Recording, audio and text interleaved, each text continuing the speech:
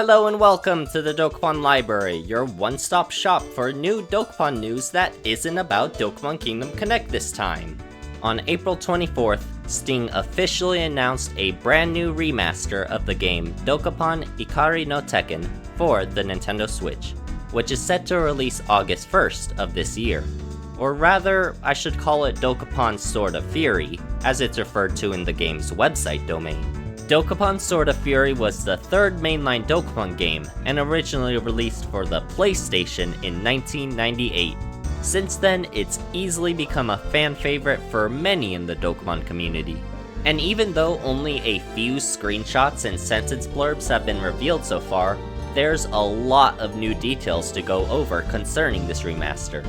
The most notable change being made to this remaster is an updated art style. Beyond being made to fit into a widescreen display, many of the pixelated backgrounds have been made a lot cleaner in this remaster, as well as the 3D battles now have a sort of toon-like filter added to them.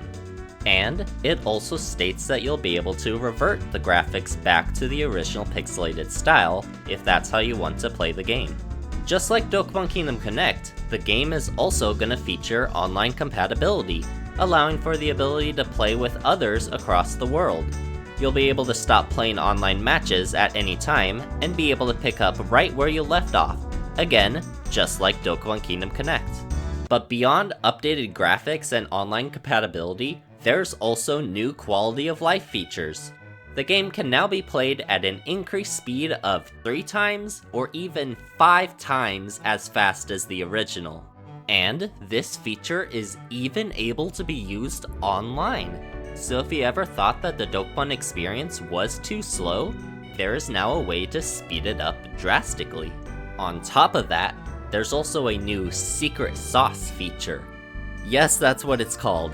It's described as being able to change bits and pieces of the game's balance, similar to how seasoning slightly changes the flavor of food. Some examples given are being able to set the number of games to be played, or being able to change the limited magic in battle to a limitless amount of magic, or even changing the number of times that Wallace will appear. Or, most interesting of all, being able to change the battle music to the battle music used in previous Dokapon games. We don't know what tracks will be featured yet, but just imagine being able to play this game with music from Kingdom, World, DX, Monster Hunter. It'd be cool nonetheless.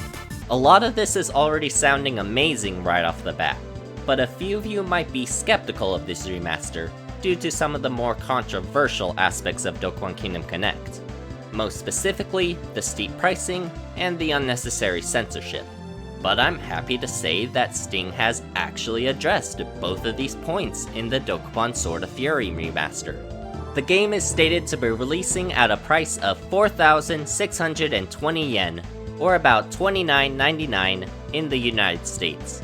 A whole $20 cheaper than what Dokapon Kingdom Connect released at. And even though this game is rated 0B, the same rating as Dokapon Kingdom Connect, it also appears to be uncensored from its original release. We can tell because of a certain character that appears in Dokapon Sword of Fury, Molde.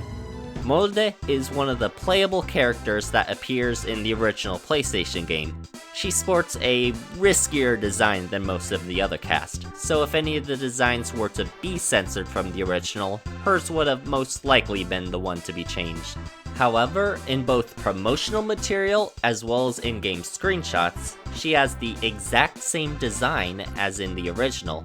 So if censorship was a factor that kept you from buying Connect, it seems like that won't be an issue in Dokapon Sword of Fury. So much of this is shaping up to be a great remaster. Unfortunately, there is one caveat that needs to be addressed. As of right now, this remaster is stated to only be releasing in Japan. No news about an English translation has currently been made, and considering that this is only being remastered by Sting, as opposed to Connect, which was produced by both Sting and Idea Factory, it's more likely that this remaster is going to be a Japanese exclusive release, at least for a little while.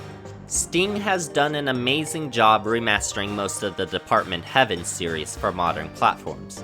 and while the Yggdra Union remaster somehow found itself released in English, most of them are still Japanese exclusive. It was always disappointing to see how little had changed in Dokapon Kingdom Connect, considering the quality found in these Department Heaven remasters, but Dokapon Sword of Fury seems to be on par with these other Sting remasters, adding a whole slew of quality of life updates. Once again, Dokapon Sword of Fury releases later this year on August 1st, so if you're at all interested in anything I've shared today, I highly encourage you to check it out. Thank you for joining me on this Dokapon news update, and I'll see you later for some more Dokapon content.